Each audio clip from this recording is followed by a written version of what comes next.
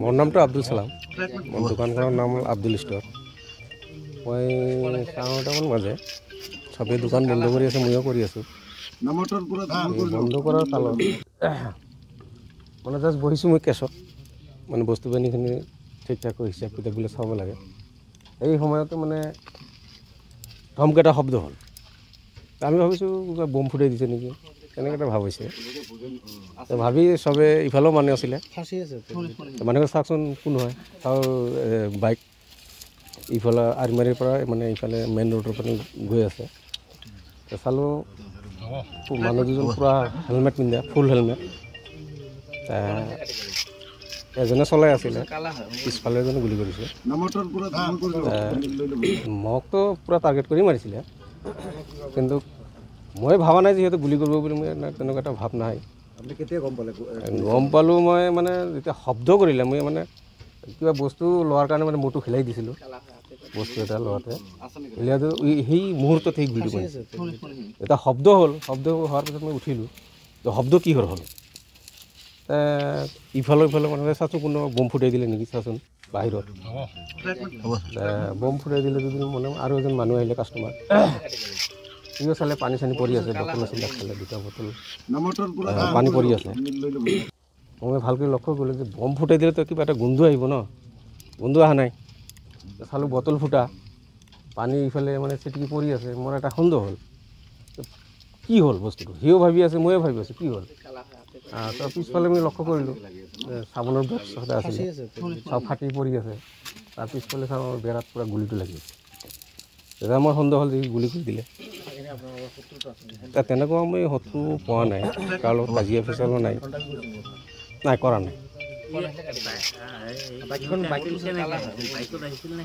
মানুহ দুজন বাইকত আছিলে, এজন চলাই আহিছিলে, এজন পিছফালে বহি আছিলে। নাই চাব পৰা নাই, মানে ফটককৈ উঠিয়ে মানে উঠাৰ লগে লগে মানে পাৰ হৈ গুচি গ'ল। বাইকখন মানে আৰিমাৰীৰ পৰা ইপিনে মেইন ৰোডৰ ফালে গৈছে, মনমৰে যাই পেলাই আপোনাৰ এই চাপৰৰ পিনে ওলাই গৈছে। CCTV আছিলে, কিন্তু CCTV কি হ'ল, দুদিনখন এনডিৰ তাঁৰডাল কাটি দিছে, ভাগ্য বেয়া। দিনক হয়। বাইকত আছিলে 2জন, এজন আগফালে মানে চলাই আছিলে, পিছফালে বহি আছিলে। বাইকত বহি গুলি গৈছে। লাগ ভাল দিছে, লাগ ভাল নহ'লে মইতো ভাবিছোঁ ছেকেণ্ডৰ কাৰণে মানে সিও মাৰিছে, মই জাষ্ট হিলিছোঁ কিবা বস্তুৰ কাৰণে, মূৰটো হিলাই দিছোঁ। হিলাই দিয়াৰ পিছত মানে হিলাই দিছোঁ, সেই গুলিটো পাৰ কৰি দিছে। মোৰ এটা এতিয়া মোৰ মূৰৰ ওপৰত দি গুলি গৈছে। না তেনেকুৱা সন্দেহ মোৰ হোৱা নাই। প্ৰথম ধৰিব পৰা নাই, প্ৰথম ভাবিছোঁ কিবা এটা কোনোবা এটা বম ফুটাই দিছে। পিছত মই অনুভৱ কৰিলোঁ যিটো বম চালু হয়।